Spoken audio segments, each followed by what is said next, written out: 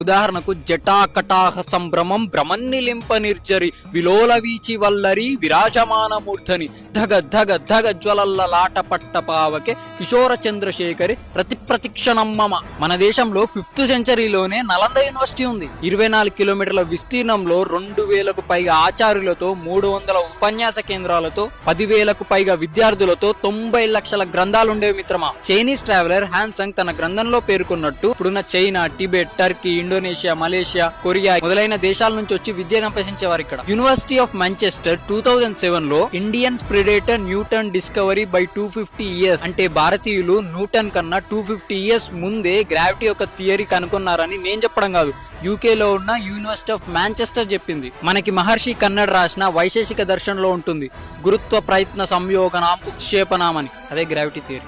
ఇటలీలో ఉన్న Pisa tower 5.5 degrees lean అయితేనే వండర్ అయినప్పుడు వారణాసిలో ఉన్న రత్నేశ్వర మందిరం 9 degrees లీన్ అయింది. ఇవి పుక్కిటి పురాణాలు కావు మిత్రమా, పరిడవిల్లే నాగరికతలో పుట్టిన పురాణాలు. ఇప్పుడు వెంటనే ఈ సూడో సెక్యులరిస్టులు, కమ్యూనిస్టులు, ఎథిస్టులు అందరూ వచ్చి మరి అంత టెక్నాలజీ ఉన్నప్పుడు రాకెట్ కనిపెట్టొచ్చు కదా అని అంటారు. వాళ్ళు తెలుసుకోవాల్సిన విషయం ఏమంటే సుమారుగా 800 సంవత్సరాలు మనని పఠాన్లు, షేకులు, బాబర్లు, మొఘళ్ళు, నిజాంలు మన దేశం మీద దండెత్తి టెంపుల్స్ ని డిస్మాంటిల్ చేశారు, గ్రంథాలను తగలబెట్టేశారు, కల్చర్ ని నాశనం చేశారు. దీని వల్ల మనకిప్పుడు నాలెడ్జ్ గ్యాప్ ఏర్పడ్డది. మనని 200 సంవత్సరాలు బ్రిటిషర్స్ మనం దోచుకొని మిషనరీస్ పెట్టి ఇండైరెక్ట్ గా మన కల్చర్ మీద దాడి చేశారు. అంటే సుమారుగా 1000 years ఇన్వేజన్ కి గురైన కంట్రీ మనం. కానీ ఎంతమంది ఎన్ని చేసినా మన రామచంద్రమూర్తి నుంచి మనల్ని వేరు చేయలేకపోయారు.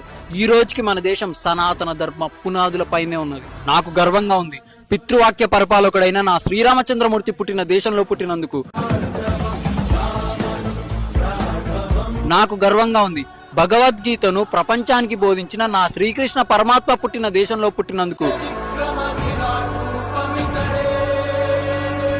నాకు గర్వంగా ఉంది ఈ దేశ వారసత్వ సంపదకు నేను వారసుడినైనందుకు. నాకు గర్వంగా ఉంది ఈ విశ్వానికే గురువు అయిన విశ్వ గురువుకి నేను వారసుడినైనందుకు. భారత్ మాతాకి జై.